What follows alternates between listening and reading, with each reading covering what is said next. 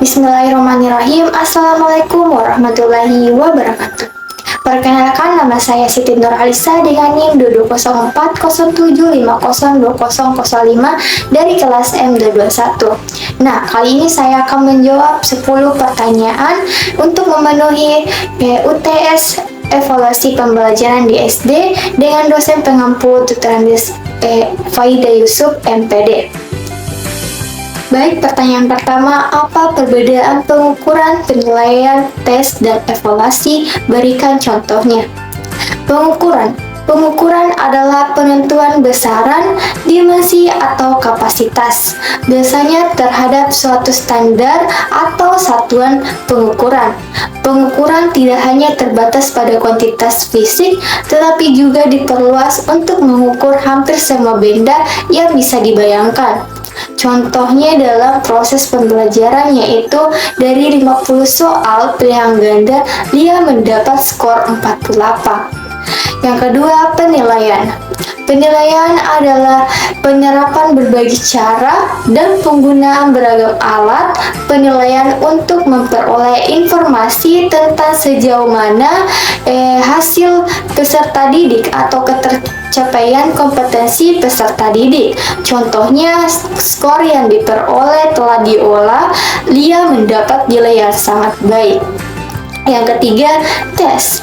Tes adalah cara atau metode untuk menentukan kemampuan siswa menyelesaikan tugas tertentu atau mendemonstrasikan penguasaan suatu keterampilan atau pengetahuan.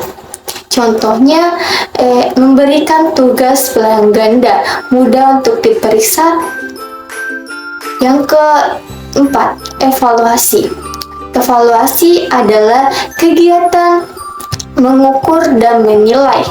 Mengukur lebih bersifat kuantitatif, sedangkan menilai lebih bersifat kualitatif. Contohnya, memberi tes yang dilakukan suatu proses pembelajaran untuk mengevaluasi pemahaman siswa dan memberikan umpan balik.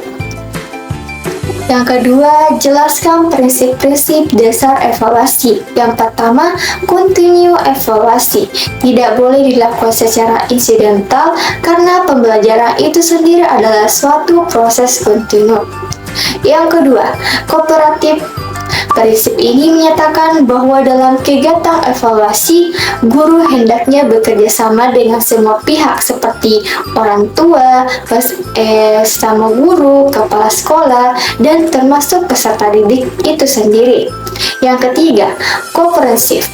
Dalam melaksanakan evaluasi terhadap satu objek, guru harus mengambil seluruh objek sebagai bahan evaluasi.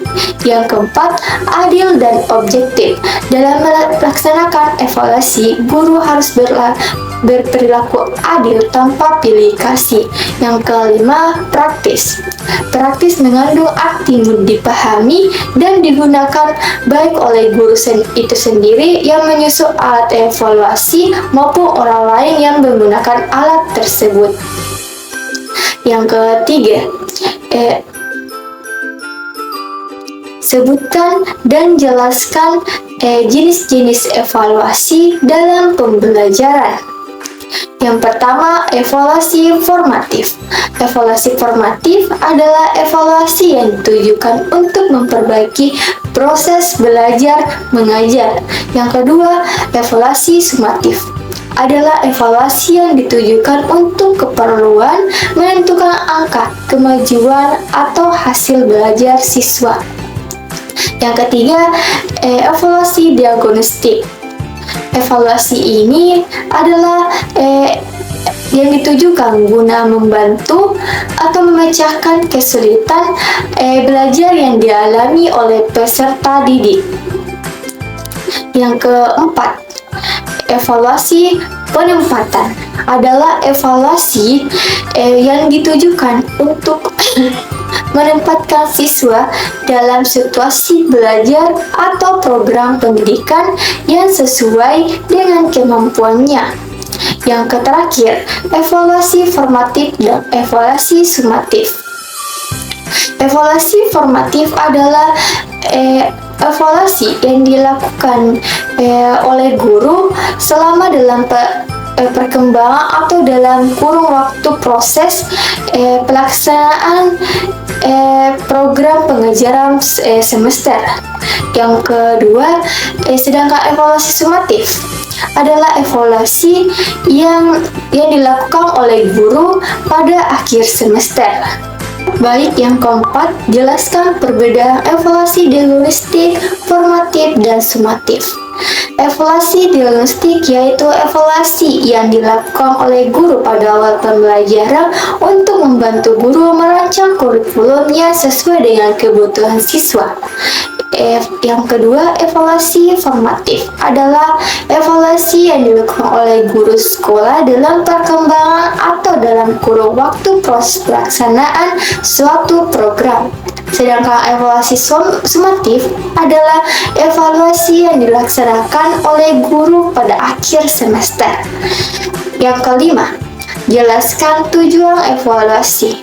Tujuan evaluasi adalah untuk menghimpun bahan-bahan keterangan yang akan dijadikan sebagai bukti mengenai taraf atau perkembangan kemajuan yang dialami oleh para peserta didik setelah mereka mengikuti proses pembelajaran yang dalam jangka waktu yang tertentu, mengetahui tingkat aktivitas dari metode pembelajaran yang telah dipergunakan dalam proses selama jangka waktu tertentu.